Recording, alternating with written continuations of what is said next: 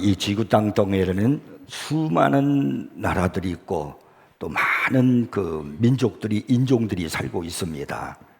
그런데 그 민족들마다 그리고 그 나라들마다 가지고 있는 문화가 있고 또 삶의 모습이 있습니다. 근데 우리가 그렇게 많은 문화가 있고 인종이 있고 나라가 있다 할지라도 크게 두 개로 나눠서 우리가 살펴볼 수 있습니다.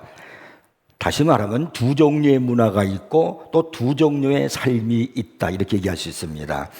그것은 가인의 문화가 있고 셋의 문화가 있다, 이렇게 말할 수 있습니다. 이 가인의 문화는 곧 람에게 삶을 만들고, 그리고 셋의 문화는 에노스의 삶을 만듭니다.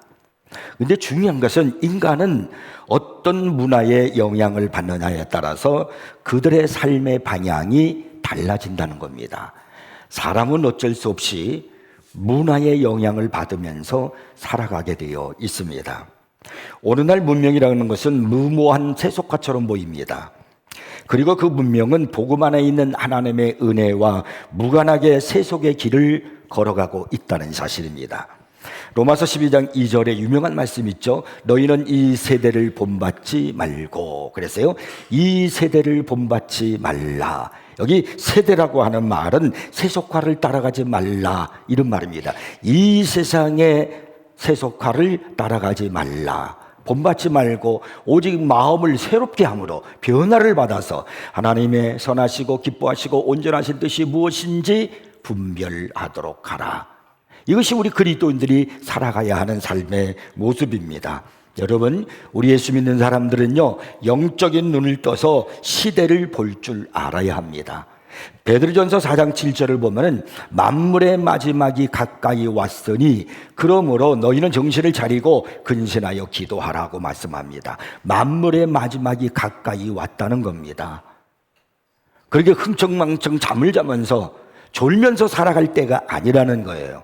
성경이 오늘 우리에게 가르치고 있는 음성입니다. 로마서 13장 11절에 또 보면은 너희가 이 시기를 알거니와 자다가 깰 때가 벌써 되었으니 이는 이제 우리의 구원이 처음 믿을 때보다 가까웠음이라고 또 말씀하고 있습니다. 종말의 때가 됐다는 거예요. 주님 오실 때가 가까이 왔다는 겁니다. 우리 예수님은 마태복음 16장 3절에서 아침에 하늘이 붉고 흐리면 오늘은 날이 굳겠다 하나니 너희가 날씨는 분별할 줄 알면서 시대의 표적은 분별할 수 없느냐라고 말씀하고 계십니다. 우리가 날씨를 보면서 오늘의 하루를 측정할 수가 있잖아요. 이렇게 우리가 날씨를 보면서 그 날씨를 분별할 줄 알면서 너희는 시대를 분별할 줄 모르느냐? 예수님이 이렇게 한탄하십니다. 지금 우리가 살고 있는 이 시대를 보면서 우리가 살고 있는 시대가 어떤 시대인가를 분별할 줄 알아야 한다는 것입니다. 얼마나 영적으로 혼탁하고 그리고 사탄이 역사하고 있는 때인가 하는 것을 알아야 한다는 것입니다. 데살로니가전서 2장 3절에 보면은 누가 어떻게 하여도 그랬어요. 누가 뭐라고 말하여도, 누가 어떻게 하여도, 어떤 역사를 일으키고 병자를 고치고 뭐 귀신을 내쫓고 누가 어떻게 하여도 너희가 미혹되지 말라. 먼저 배교하는 일이 있고 저 불법의 사람 곧 멸망의 아들이 나타나기 전에는 그날이 이르지 아니하리니라고 말씀하고 있습니다. 그러니까 이 마지막 때는 배교의 일이 일어난다는 겁니다. 지금 때는 배교가 흔히 일어나고 있어요. 이단이 흥행을 하고 있어요. 너무나 많은 이단들이요. 이제는 드러내놓고 이단들이 광고를 하고 뛰어들고 있습니다. 정말 무서운 시대입니다. 믿음의 혼란이 일어나고 있습니다. 무엇이 거짓이고 무엇이 진리인지를 몰라요. 여러 가지 많은 잘못된 신학사상들이 우리 사회를, 우리 기독교를 흔들어대고 있는 그런 시대를, 혼란의 시대를 살아가고 있습니다. 그래서 여러분들이 정신을 차리고 말씀을 붙들고 바르게 살지 않으면 온전한 믿음의 길을 갈 수가 없다는 말입니다. 지난 주일날 제가 설교할 때 레오나르도 다빈치의 최후의 만찬에 대한 이야기를 했지요.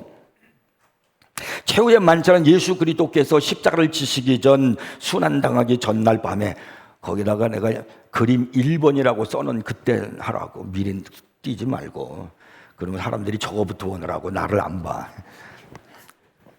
내가 그래서 거기다가 그림 1 이렇게 써놨잖아요. 이게 사인이 잘 안 맞아서 그래요. 방송팀하고. 잊어버렸잖아요, 설교하는 거예요. 최후의 만찬 여러분 아시잖아요. 조금 전에 본 거. 그 그림은 레오나르도 다빈치가 그린 그림인데, 이것은 예수님께서 순환을 당하시기 전에, 십자가를 지시고 죽으시기 전에 전날 밤 제자들 12명과 함께 저녁 식사 자리를 담고 있는 그림을, 지금 그 그림이 최후의 만찬입니다. 이제 그림 띄워져요. 다시 한번 이제 보세요. 잘 보라는 거예요. 이게 레오나르도 다빈치의 그 유명한 최후의 만찬의 그림입니다.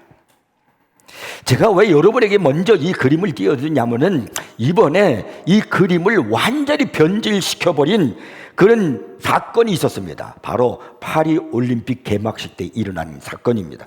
이건 너무나도 충격적인 장면으로 이 레오나르도 다빈치의 최후의 만찬을 패러디한 그런 그림이 나와요. 그 한번 이제 이번에 그림을 이제 띄워보세요. 이 그림이에요. 이 최후의 만찬을 패러디한 건데, 이걸 완전히 이제 바꿔버렸어요. 이 동영상을 만들고 개회식을 연출을 하면서 감독을 맡았던, 모든 것을 주관하시는 분이 있잖아요. 뭘 하고 뭘 하고 개회식 때 그것은 전 세계로 방송이 됩니다. 올림픽 때 그 전 세계로 방송되면서 그 올림픽을 하는 국가에서 어떤 것을 개막식 때 무엇을 하는가, 뭐 그런 것들을 이제 사람들이 이제 관심을 갖고 구경하잖아요. 근데 이걸 띄워놓는 거예요. 이 감독이 누구면 졸리라고 하는 이 감독인데요. 이 사람이 예수님의 자리에 자기 나라의 인기 DJ인 사람을 거기다가 앉혔어요. 그리고 제자들의 자리, 이 양옆에 제자들의 자리에는 여장 남자, 드래그 퀸을 줄지어서 이렇게 배치해 놓은 겁니다. 이게 최후의 만찬이라는 거예요. 그리고 이걸로 끝난 게 아니에요. 그러니까 여러분, 이것을 보면은 예수님을 지금 얼마나 모독하고 있는 것인가를 알 수 있어요. 여자요. 저렇게 빛나는 그림 이렇게 왕관처럼 있잖아요. 여자요. 자유주의 신학자들은 뭐라고 말하면, 잘못된 사람들은 뭐라 하냐면, 하나님이 왜 남자여만 되느냐, 왜 남성으로만 왜 표현하냐, 엄마 하나님 없냐, 하나님 우리 아버지, 그러니까 아버지 하나님 말고 엄마 하나님은 없냐, 이렇게 지금 말하는 거예요. 그런 사상 속에서 저렇게 여성을 저렇게 지금 예수님으로 패러디해서 저렇게 만들어 놨어요. 그런데 여러분, 이것으로 끝난 게 아니에요. 요 그림이 딱 있고 난 다음에, 이 패러디를 딱 하고 난 다음에, 프랑스 가수 필리프 카트린느라고 하는 사람이 있거든. 이 사람이 또한 퍼포먼스를 일으킵니다. 이 카트린느는 파란 보디 페인팅에 몸에다가 그것을 다 이렇게 바르고 옷을 걸치고 등장을 해가지고 자신의 신곡인 벌거벗은이라는 노래를 불렀는데요. 마치 술에 취한 듯한 표정과 자세로 술과 욕망의 신 디오니소스를 패러디했습니다. 술의 신 디오니소스, 그리스에 나오는 디오니소스. 그러니까 이건 조금 아까 그 최후의 만찬 패러디한 걸 똑같이 지금 했는데, 거기 앞에 지금 어떤 사람이 이렇게 서 있잖아요. 이게 디오니시스예요. 술의 신. 이런 모든 종합적인 것들을 볼 때에 얼마나 이 파리에서 하고 있는 프랑스 이 올림픽을 전 세계를 방영하고 있는 여기에 기독교를 모독하고 하나님을 모독하고 있는가 하는 것을 알 수 있습니다. 이거 어느 한 누군가가 한 거 아니에요. 전 세계를 향해서 방영하고 있는 거예요. 이 공식적인 모습으로 이렇게 드러냈어요. 여러분, 지금 우리는 이런 시대를 살고 있다는 걸 아셔야 됩니다. 뿐만이 아닙니다. 여장을 한 남성 무용수들이 등장을 하고요, 거의 알몸을 드러낸 가수가 나오고, 성별을 구별하기 힘든 외모와 옷차림의 무용수 모델들만 여럿이 등장을 합니다. 짙은 화장에다가 짧은 치마를 입고 춤을 추는 남성이 나오고, 남성처럼 치마를 만 여성 모델들이 또 나오고, 이들이 나와서 춤을 추는데 아주 선정적인 그런 춤을 추는 거예요. 그리고 또 한 가지 패러디한 것이 있는데, 그게 뭐냐면 센강이라고 그러죠. 파리의 유명한, 우리 한국에는 서울에 한강이 있듯이, 그 센강변에 콩시에르 줄이라고 하는 이제 창가에다 갖고 한 그 건물이 있는데, 이건 아주 유명한 건물이에요. 이 창가에서 피를 내뿜는 장면을 표현한 그런 빨간 색종이를 막 갖다 뿌려대는 거예요. 거기서 이건 피를 뿌리는 모습을 지금 보이는 겁니다. 그리고 그와 함께 목 잘린 여성을 내세우는 거예요. 목 잘린 여성을 거기에서. 세상에 할 게 없어서 어떻게 이런 것들을 합니까? 근데 이것이 의미가 있는 거예요. 이 공시에로 주리가 바로 뭐냐면 프랑스 대혁명 당시 루이 16세의 왕비 마리 앙뚜아네트. 여러분 앙뚜아네트 많이 들어보셨을 거예요. 얼마 전에 우리 뉴스에서 막 그냥 얘기하고 막 그 김건희 여사가 뭐 앙뚜아네트다 뭐 막 그런 거 바로 지금 이걸 얘기하는 거예요. 그 앙뚜아네트가 수감됐던 바로 그 장소가 콩시에르 줄이라고 하는 거예요. 제가 그래서 그 유명한 곳이라는 거죠.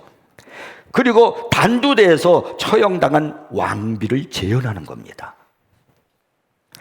그래서 이번에 파리 올림픽에 그들의 그 강조하는 게 뭐냐면 성평등을 강조하는 거예요. 그래서 프랑스 역사의 페미니스트 10명을 황금도상으로 소개하기도 했고요. 이 파리 올림픽은 동성애와 다자연애를 장려하는 연출장으로 만든 겁니다. 그러니까 그냥 이게 완전히 이건 사탄의 역사예요. 사탄의 역사. 여러분 그런 모습을 아까 그림도 보셨지만 그런 모습을 보면서 뭘 느끼십니까? 이게 전 세계가 지금 공공연하게 지금 되어지고 있는 사실이라는 걸 아셔야 돼요. 이뿐만이 아니에요. 더 가슴 아픈 것은 지난 7월 18일 날 우리나라 대법원에서 동성 커플의 건강보험 피부양자 자격을 인정하는 판결을 내렸어요. 남자 둘이서 사는 거예요. 우리나라는 아직 동성 결혼한 것을 부부로 인정하지는 않아요. 그러나 이 남자가 두 부부가 된 거예요. 근데 한 사람이 건강보험 의료보험료를 내요. 그럼 이 사람은 피부양자로서 같이 혜택을 받을 수 있다. 그렇게 인정을 한 거예요. 법원에서 인정을 했습니다. 저도 건강보험료를 내요. 그러면 제가 건강보험료를 내니까 같이 혜택을 받는 게 누구냐면 집사람이에요. 그러니까 결과적으로 볼 때 지금 우리나라 법원에서 내렸던 이 남성 커플의 한 사람이 보험료를 내면 다른 한 사람도 그 피보험료로서 피부양자 혜택을 받을 수 있다라고 판결한 것은 결국은 동성 커플을 인정하는 것밖에 더 됩니까? 지금 여러분 우리나라가 이러한 삶으로 지금 바뀌고 있다는 걸 아셔야 돼요. 이것이 우리 시대가 살고 있는 문화예요. 이게 문화. 근데 여러분 이 문화가 중요한 게 뭔 줄 아십니까? 사람은 어차피 문화 속에 살게 되어 있고 그 문화의 영향을 받는다는 겁니다. 그러니까 타락한 문화 속에 살면 사람은 타락하게 되어 있는 겁니다. 이렇게 타락해져만 되어 있는 이런 문화 속에서 시대 속에서 우리 성결의 삶을 살아야 할 그리스도인들은 어떻게 살아야 되겠는가라는 거예요. 어떻게 우리는 경건하고 거룩의 삶, 성결의 삶을 살 수 있겠는가라는 겁니다. 이 본문, 오늘 우리가 읽었던 이 본문은 인류 최초의 문화와 삶에 대해서 지금 말씀하고 있습니다. 인류의 문화가 얼마나 인간의 삶에 영향을 주는가, 그리고 우리 그리스도인이 어떤 이런 문화 속에서, 잘못된 문화 속에서, 혼탁한 문화 속에서 어떻게 믿음을 지키며 우리의 문화를 나타낼 것인가 하는 것을 성경을 통해서 우리가 알고 배우고 살아가야 된다는 겁니다. 그 첫 번째로 우리가 생각할 게 뭐냐면 가인의 문화와 라멕의 삶입니다. 본문은 이렇게 시작해요. 가인이 여호와 앞을 떠나서 에덴 동쪽 놋 땅에 거주하더니, 이런 말씀으로 시작하죠. 동생 아벨을 쳐 죽인 살인자, 최초 살인자 가인이 하나님을 떠났다는 것으로 오늘 성경은 시작합니다. 가인은 자기 욕심, 자기의 죄 때문에 분노를 이기지 못해서 동생 아벨을 쳐 죽인 겁니다. 왜 분노가 생겼어요? 시기 질투 때문에요. 동생 아벨의 제사는 받으시고 내 제사는 받지 아니하시는 하나님을 향한, 그리고 동생에 대한 시기 질투 때문에 그가 화가 나서 분노 때문에 동생을 쳐 죽였어요. 그리고 하나님을 떠나는 겁니다. 이 하나님을 떠나는 삶, 그리고 그들이 그런 삶을 살면서 만드는 문화, 이것이 가인의 문화이고 가인의 삶입니다. 그래서 가인의 문화는 뭐냐? 사탄의 문화입니다. 사탄은 할 수만 있으면 우리로 하여금 하나님과 멀어지게 만들려고 합니다. 하나님을 떠나게 하려고 합니다. 그러나 여러분, 우리는 하나님을 떠나면 안 됩니다. 사람이 나를 떠나서는 아무것도 할 수 없다고 그랬어요. 예수님께서 비유로 말씀하셨잖아요. 하나님과 우리와의 관계는 포도나무와 가지와의 관계예요. 가지가 포도나무에 붙어 있지 아니하면 과실을 맺을 수 없다 그랬거든요. 그러니까 하나님과 우리와의 관계는 붙어 있는 관계예요. 떠나서는 살 수가 없어요. 그런데 이 가인의 문화는, 사탄의 문화는 우리로 하여금 하나님을 떠나게 만든다는 거예요. 어떻게만 할 수만 있으면 사람들로 하여금, 예수 믿는 사람들도 그 사탄의 문화에 젖어서 하나님과 멀어지게 만들고 하나님을 떨어지게 만든다는 거예요. 여러분, 비록 내가 죄를 지어 삶을 살고 있다 할지라도 하나님과의 관계의 끈을 놓으시면 안 됩니다. 교회는 계속 다니셔야 돼요. 예배는 계속 드리셔야 됩니다. 우리가 하루도 죄 안 짓고 사는 날이 있나요? 우리는 어쩔 수 없이 죄를 품고 있는 인간이기 때문에 죄를 질 수밖에 없어요. 하나님 앞에 나오고 예배를 드리고 말씀을 드리고 듣고 그리고 찬양하고 기도할 때, 성령의 감동이 있을 때, 그때 우리는 내 죄가 생각나고 하나님 앞에 회개할 기회가 오는 겁니다. 하나님을 떠나면 우리는 그런 걸 할 수가 없어요. 내가 지금 문제가 해결되지 않고 고통이 계속되고 원하지 않는 삶을 살고 있다 할지라도 우리는 끝까지 하나님을 붙들고 사셔야 돼요. 예배를 붙들고 사셔야 됩니다. 성경을 놓치지 않기를 바랍니다. 그렇게 할 때 하나님의 역사가 나타나게 되고, 그리고 내 죄를 사함받을 수 있는 회개의 역사도 일어나는 줄로 믿으시기 바랍니다. 그런데 유감스럽게도 가인은 하나님을 떠나고 말았어요. 여기 오늘 본문 17절을 보면은 아주 재밌는 말씀이세요. 가인이 자신의 문화를 만드는 데서 두 가지 행동을 하는 것을 볼 수가 있어요. 17절 읽어봅니다. 아내와 동침함에 그가 임신하여 에녹을 낳은지라. 가인의 성을 쌓고 그의 아들의 이름으로 성을 이름하여 에녹이라 하니라. 여러분은 이 성경을 읽으면서 이게 무슨 문화를 만드나 이렇게 생각할지 모르지만 아닙니다. 이 말씀을 잘 여러분이 보시면 이게 가인의 문화예요. 가인이 죄를 지었어요. 동생을 죽였어요. 그래서 하나님의 벌이 무서웠어요. 그래서 하나님을 피하여 도망을 갑니다. 사람들에게 있으면 자기가 죽을까 봐 무서워서 도망을 갑니다. 그래서 가인이 하는 일이 뭐냐면 이제 아내와 동침을 해서 임신을 했다.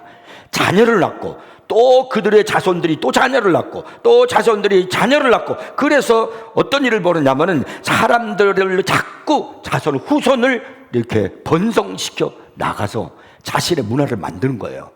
테두리를 지금 만드는 거예요. 출산을 통해서 자신을 둘러싸게 만드는 거예요. 그것으로 끝나는 것이 아니라 그리고 성을 쌓았다는 겁니다. 이 성을 쌓았다는 게 중요한 겁니다. 이 성을 쌓은 거는 우리끼리 이렇게 성을 쌓아서 우리의 문화를 만들겠다라고 하는 건 그런 의미입니다. 이 가인의 문화는, 다시 말하면 사탄의 문화는, 인본주의적 문화의 특징이 뭐냐면 성을 쌓는다는 거예요. 여러분, 창세기 11장에 보면은 인간들이 하나님 앞에 한 일 중에 하나님께서 진노하게 만든 것이 있어요. 그게 바로 뭐냐면 바벨탑을 쌓는 겁니다. 그들이 하늘을 향하여 꼭대기까지 쌓자, 그리고 바벨탑을 쌓는 거예요. 탑을 쌓는 거예요. 성처럼. 하나님이 그걸 보고 진노하셔서 인간들에게 서로 언어를 혼잡케 하셔가지고 바벨탑을 심판하시는 내용을 우리가 성경을 통해서 보게 됩니다. 그래서 이 가인의 문화가 뭐냐면요, 그것이 자기네들끼리 자꾸 이렇게 그 테두리를 만들어요. 자꾸 번성해 나가는 겁니다. 이게 사탄의 문화입니다. 그리고 자꾸 자기네의 성을 쌓는 거예요. 사탄의 문화의 성을 쌓는 겁니다. 오늘 18절을 보면은 또 재밌는 내용이 나와요. 이 가인의 두 후손의 이름이 나옵니다.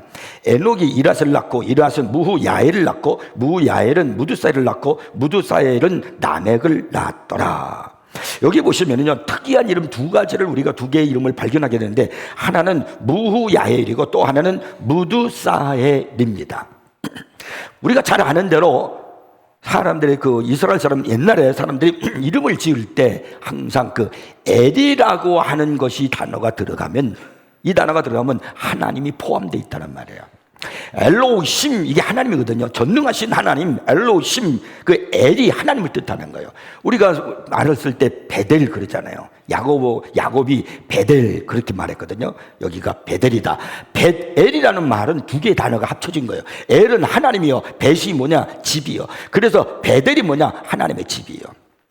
그래서 이 엘이라는 이름을 쓰는 사람들이 참 많습니다. 엘리야, 다니엘, 사무엘 전부 다 엘이잖아요. 그러니까 지금 여기에서 무두야엘, 무두사엘, 이 엘이 들어갔다는 것은 하나님과 연관성이 있다는 것을 의미하는데, 지금 근데 그들은 누구예요? 그들은 가인의 후손들이요. 그들은 어느 문화 속에 있습니까? 가인의 문화, 타락의 문화 속에 있는 겁니다. 근데 그들이 하나님의 이름을 넣으면서 그들이 살아가고 있는 거, 이건 뭘 의미하느냐? 경건의 모양은 있으면서 경건의 능력이 없는 사람, 부인하는 사람, 그 사람들의 모습을 우리에게 지금 보여주고 있는 겁니다. 여러분, 오늘 교회 안에 이런 일이 얼마나 많습니까? 교회 안에 보면요, 자녀들의 이름을 지을 때 그렇게 성경적인 이름을 짓는 사람이 많아요. 뭐 에스더, 뭐 에스라, 다니엘, 바울, 이렇게 이름 짓는 사람, 다윗 뭐 이렇게 짓는 사람도 있고 그러잖아요. 그 이름을 졌다는 것은 그 집안이 예수 믿는 집안이라는 거예요. 신앙대로 그 아이가 살기를 원하는 거 아니에요? 그런데 보면은 이름처럼 사는 그런 자녀가 얼마나 되는가라는 거예요. 부모님들이 바르게 신앙생활을 하지 못하니까 이름은 바울인데, 이름은 베드로인데, 이름은 엘리야인데 엘리야처럼 살지 않아요. 기도하지 않아요. 바울처럼 헌신적이지 않아요. 세속적이에요. 그렇게 되는 게 얼마나 많아요. 이것을 좀 더 여러분 넓혀서 생각한다면 교회 안에 얼마나 많은 사람들이 교회 안에 직분자가 있습니까? 장로님이 있고 목사가 있고 안수집사가 있고 권사가 있고 서리집사가 있고 직분자들이 많아요. 직분자는 많은데 그 직분자답게 경건의 능력 있게 살아가느냐는 말이에요. 이름은 직분자인데 경건의 능력이 없는 사람, 그것이 바로 무후야엘과 무두사엘이에요. 왜 이런 현상이 일어나는가? 우리는요, 가인의 문화에 젖어들었기 때문에 그런 거예요. 이 가인의 후손 가운데는요, 유발이라고 하는 그런 이름을 가진 사람인데, 이 사람은 수금과 퉁소를 만들었습니다. 성경 최초의 악기와 음악에 대한 언급을 하고 있는 장면입니다. 다시 말하면 문화가 등장하는 거예요. 성경 최초의 문화, 음악을 만들었다고 하는 거예요. 이건 굉장한 겁니다. 두발가인이라는 사람이 오늘 본문에 나오는데, 이 사람은 기계를 만드는 거예요. 그러니까 기계 문명의 원조입니다. 기계 공학의 원조가 두발가인이에요. 이게 전부 다 가인의 후손들이에요. 그러니까 도시가 만들어지고 이게 이제 성을 쌓는 거예요. 집이 만들어지고 음악과 같은 문화가 만들어지고, 그리고 그 다음에 기기가 만들어지면서 인간의 문명이 발전해 나가는 겁니다. 이것이 바로 가인의 문화고 삶이라는 거예요.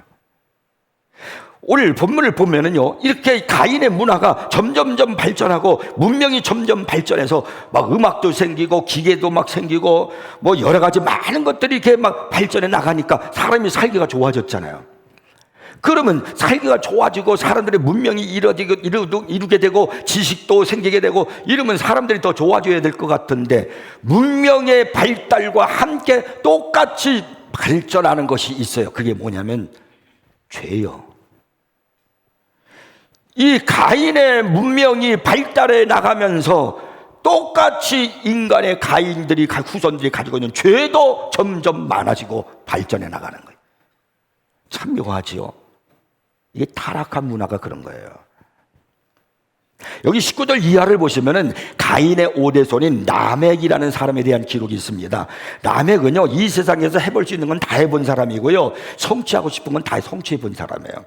그래서 19절에 이렇게 말씀하죠. 라멕이 두 아내를 맞이하였으니 하나의 이름은 아다요 하나의 이름은 실라였더라. 여기에서 라멕이 바로 가인의 후손인데, 그러니까 같은 맥락이에요.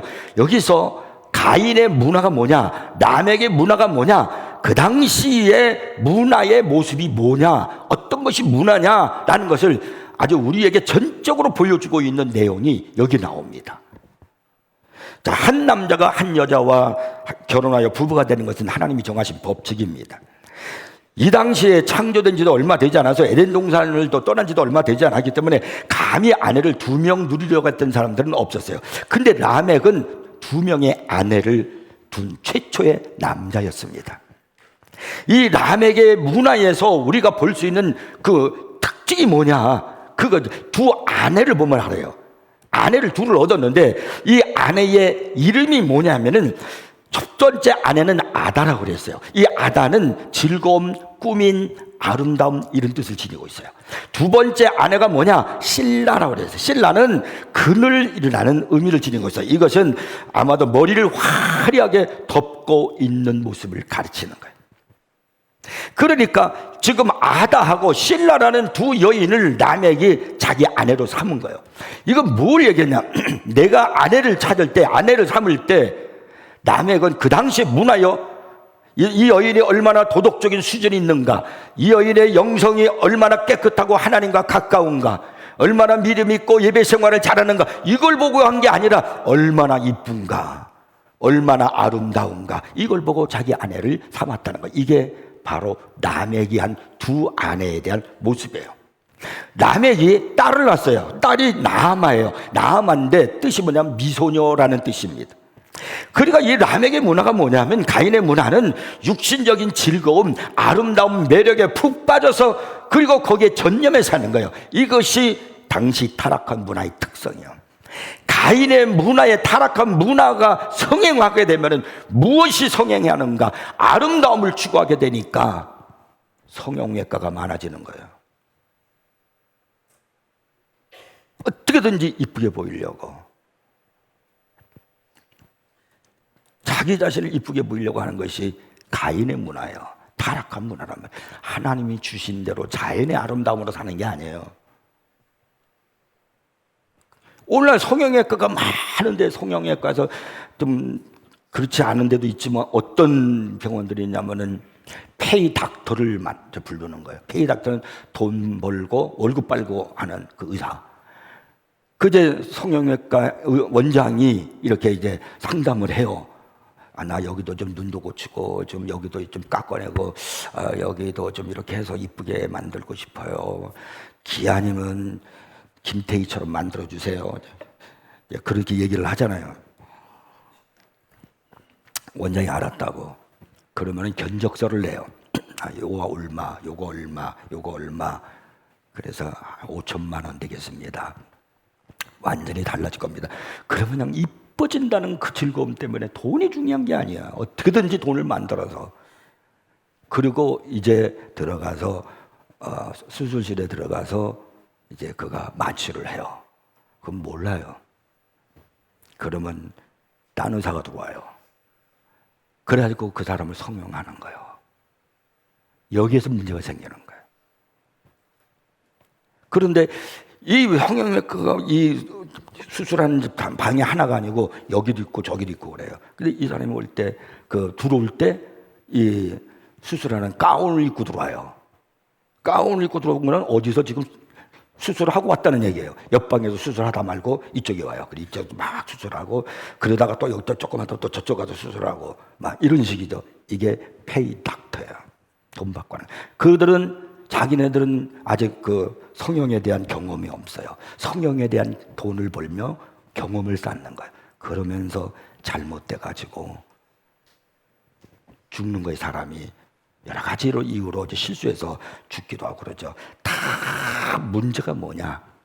아름다움을 추구하는 그 문화 때문에 그러는 거예요. 야곱이 아름다움을 추구하는 라헬, 그와 결혼하려고 그랬잖아요. 레아는 필요 없다는 거예요. 레아는 못생겼으니까. 라헬이 좋다는 거예요. 그러나 난 지금도 그 물어보면은 누가 아직도 라헬인가라는 그런 제목으로 오래전에 설교를 했더니 어떤 사람이 식당에 가면서 난 그래도 라헬이야.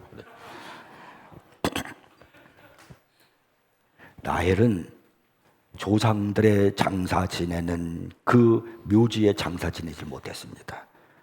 그는 길을 가다가 창세기 34장에 보면 고향으로 가다가 라헬이 임신을 했어요. 그래서 아이를 낳다가 베냐민을 마지막 낳고 죽었어요. 그래서 길에다가 묻었어요. 그래 여전히 우리는 그 가인의 문화에 젖어들어서, 아니 일단 이쁘고 봐야 돼. 이거예요. 이게 얼마나 참 오늘 우리가 살고 있는 시대가. 이제 보세요. 자, 가인의 문화를 뒤를 이어서 라멕의 문화가 왔어요. 후손이니까. 창세기 6장, 5장에 지금 창세기 6장을 가면은 어떤 일이 벌어지냐면은 하나님께서 노아 시대 때 홍수로 심판하십니다. 홍수로 심판을 하시는데 왜 홍수로 그 시대 사람을 다 죽이냐, 노아의 가족만 살리고 다 죽이느냐, 그 결정적인 원인이 창세기 6장 2절에 나와요. 뜨잖아요. 뭐라고 하냐, 하나님의 아들들이, 이 말은 하나님의 백성들, 요즘으로 말하면 예수 믿는 사람들이, 그리스도인들이 사람의 딸들의 아름다움을 보고, 뭘 보고?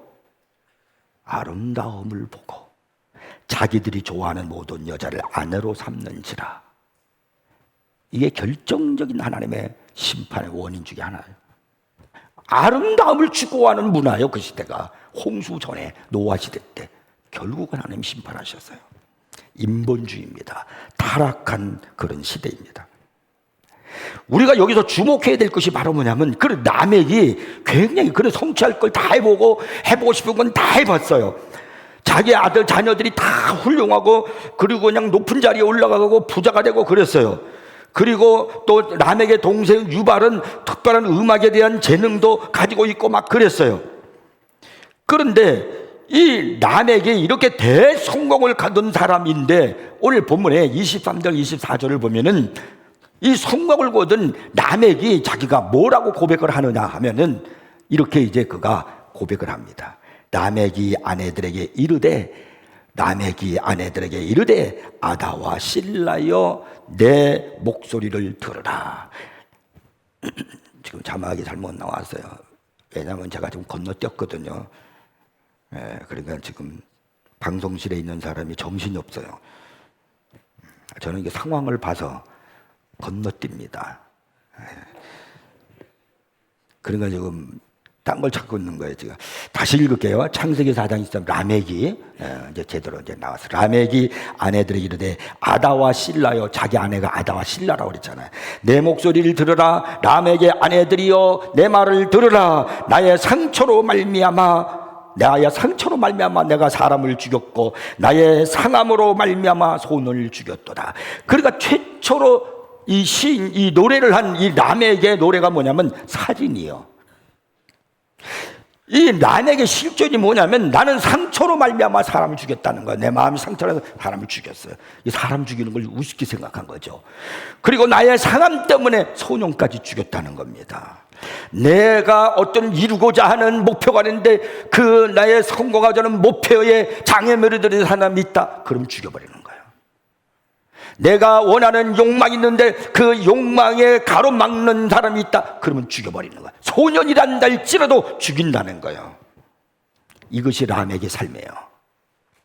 이게 라멕의 문화가 가져다 주는 결과란 말입니다. 그러니까 타락한 문화, 가인의 문화, 이것의 결과는 뭐냐면 살인자로 만든다는 겁니다. 그래서 무서운 거예요.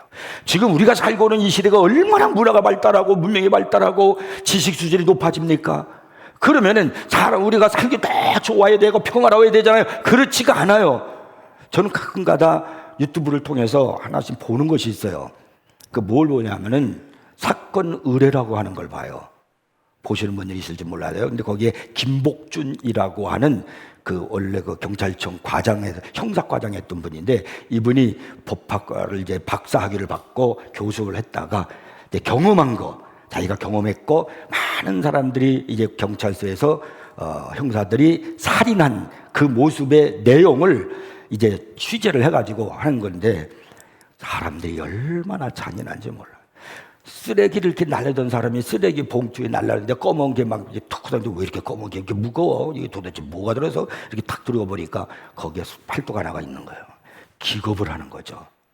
사람들을 토막을 내가지고 그걸 죽인 거예요. 자기 아내를. 이런 시대에 우리가 살고 있는 수 없는 그러한 살인사건이 일어나고 있습니다. 이게 라멕의 문화예요. 이게 사탄의 문화이기 때문에, 사탄의 문화는 결국은 파멸입니다. 이런 시대 속에 우리가 살고 있다는 걸 정신 차려 깨닫길 주의 이름으로 축복합니다. 그다음에 두 번째는 셋의 문화와 에노스의 삶입니다. 가인의 후손을 통해서 문명이 만들어졌고, 그 문명은 가인의 범죄를 계속 번성하고 번영해 나갔습니다. 폭력의 문화와 살인의 문화, 그 다음에 왜곡된 성의 문화, 바로 이런 문화가 인류의 죄성을 계속 보여주고 있는 겁니다. 하나님을 잃어버리면 무서운 세계가 오는 겁니다. 가인 다음에 라멕이 왔고, 라멕 다음에 노아 홍수 사건이 왔단 말이에요. 하나님을 떠난 사람들에게 찾아오는 건 전쟁이고 죽음이고, 그리고 살인이고, 또한 사기고, 하나님이 이 세상을 심판하지 않을 수 없을 정도로 그렇게 저주스러운 타락한 세상이 되어진다. 이것이 가인의 문화고 라멕의 삶이라는 겁니다. 25절을 보시면은, 근데 여기에는 또 다른 삶의 문화와 그리고 또 사람을 이야기하고 있습니다. 여기 보니까 아담이 다시 자기 아내와 동침하며 그가 아들을 낳아 그의 이름을 셋이라 하였으니, 아담이 가인과 아벨을 낳는데 가인이 동생 아벨을 쳐 죽였어요. 그리고 낳는데 가인과 아담이 다시 하와와 결혼해서 다시 동침을 해서 아들을 낳는데 그 이름을 셋이라고 했다는 거예요. 이는 하나님이 내게 가인이 죽인 아벨 대신에 다른 씨를 주셨다 함이며, 이렇게 말씀하죠. 하나님은 의로운 아벨 후예를 포기하지 않으세요. 가인은 타락한 문화예요. 그래서 아벨 대신에 주어졌던, 의로운 아벨 대신에 주어졌던 사람이 누구냐면 셋입니다. 이 셋이란 이름의 뜻은 선택받은 자라는 뜻이에요. 셋은 하나님께서 특별히 선택한 사람이었습니다. 하나님은 이 셋을 통하여 새로운 문화, 역사를 시작하십니다. 인류의 희망은 가인의 후손이 아닙니다. 가인의 문화가 아닙니다. 가인의 문화 속에서 살아가는 삶이 아닙니다. 셋의 문화예요. 셋의 삶이에요. 이 셋의 후손에서 우리 주 예수 그리스도가 오시는 거예요. 우리의 희망은 여기에 있는 겁니다. 26절을 보시면요, 셋도 아들을 낳고 그의 이름을 에노스라 하였으며 그때의 사람들이 비로소 여호와 이름을 불렀더라. 여기 여호와 이름을 불렀다는 말은 도움을 청했다는 말이에요. 비로소 하나님 앞에 기도했다. 여호와 이름을 찬양하고 기도하고 막 그러는 거예요. 그러니까 셋의 후손들이 전능하신 하나님을 부르짖고 찾고, 그리고 하나님 앞에 예배하기 시작하는 겁니다. 드디어 공식적으로 가인의 때가 아니에요. 이 셋의 때에 와서 하나님 앞에 예배가 살아나기 시작하는 겁니다. 오늘의 신학자들이 교회 시작이 바로 이 에노스의 예배에서 시작한다라고 말하고 있습니다. 물론 에덴 동산에서도 우리가 하나님 나라이고 교회이지만 타락한 이후에 나타난 최초의 교회는 이 에노스의 예배에서 찾을 수 있다, 이렇게 말합니다. 이것이 셋의 문화입니다. 라멕의 문화와 셋의 문화는 정반대예요. 라멕의 문화와 세속적 인본주의를, 라멕의 문화가 세속적 인본주의를 대표하는 문화라면 셋의 문화는 신본주의를 대표하는 문화입니다. 가인 후손들은요, 자기네들이 뭘 하려는 거예요. 교만해서. 그러니까 우리가 이것도 만들고 저것도 만들고 우리의 이름을 널리 퍼지게 하자, 우리의 힘으로 만들자, 하나님은 없다, 우리가 하는 거다, 우리가 하나님이다, 막 이렇게 하면서 교만해지는 거예요. 자기 이름을 높이는 거예요. 그게 가인의 문화예요. 가인의 삶이에요. 근데 셋의 문화는 어떻게 하냐면, 우리는 하나님이 없이는 살 수가 없다, 하나님 도와주시옵소서, 하나님 영광을 받으시옵소서, 그리고 예배를 드리는 거룩한 삶을 살아가는 문화가 셋의 문화예요. 음악 자체가 나쁜 건 아니죠. 좋은 겁니다. 근데 문제가 뭐냐면, 음악을 만드는데 음악이 만들어질 때 이 가인의 문화가 음악을 얼마나 많이 만드는지 몰라요. 근데 그 음악은 전부 다가 자기를 위한 것이고, 그리고 뿐만 아니라 사람을 위한 음악이에요. 여러분 유행가를 보세요. 다 사람을 위한 거예요. 사랑하는 사람과 뭐 헤어지고 뭐 어떻게 막 그러잖아요. 근데 그 유행하는 유행가들의 노래들을 뭐 슬픈 노래를 또 부르는 사람들이 있어요. 이별의 노래를, 슬픈 노래를 부르는 사람들은 또 일찍 죽더라고. 김종호가 일찍 죽었고 배우도 일찍 죽었고 다 슬픈 노래를 부르는 사람들이 있잖아요. 그런데 우리 셋의 문화는 뭐냐? 우리가 음악을 만들 때 사람을 위해서 만드는 게 아니라, 나를 위해서 만드는 게 아니라 하나님의 영광을 위해서 만드는 거예요. 그리고 하나님을 찬양하는 거, 이게 달라. 이게 셋의 문화예요. 우리는 어떻게 하면서 살아가야 되는가, 삶의 순서를 어떻게 정하는가 하는 건 중요합니다. 나 먼저에서 하나님 먼저로, 세상 먼저에서 예배 먼저, 기도 먼저로 바꿔야 됩니다. 그러면 세상이 변하게 되어 있습니다. 지금 우리가 살고 있는 이 시대를 포스트 모더니즘이라고 그래요. 이 포스트 모더니즘 안에는 인본주의, 또 세속화주의, 그 중에도 가장 한 게 실존주의, 이런 거예요. 이 실존주의가 뭔 줄 아십니까? 이 실존주의가 뭐냐면 하나님은 아무것도 아닌 존재다, 이렇게 말하는 게 실존주의예요. 이게 지금 오늘 이 우리 시대가 살아가고 이 시대의 이게 문화예요. 지금 그 실존주의, 인본주의를 대표하는 그들이 하는 시편 23편을 이렇게 바꿔놨어요. 그들은 이렇게 시작합니다. 내가 나의 목자다. 여호와는 나의 목자시니가 아니고 내가 나의 목자다. 그 다음에는 양들이 내 목자다. 또 그 다음에는 모든 것이 내 목자다. 끝으로 아무것도 내 목자가 아니다. 이렇게 만들어요. 이게 실존주의, 인본주의예요. 다 나예요, 나. 현대 문화는 홍수 이전의 문화처럼 마지막 지점에 와 있는 거예요. 이 문화는 목자가 없어요. 전부 다 내 중심이에요. 내 중심. 인간 중심이에요. 그러나 우리는 아닙니다. 세세 문화는 하나님 중심입니다.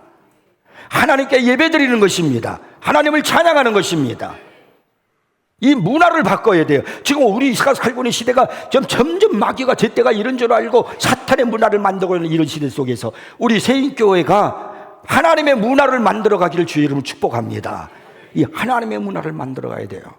예배의 문화를, 기도하는 문화를, 자꾸 이 문화를 만들어서, 그래야 사람이 삽니다.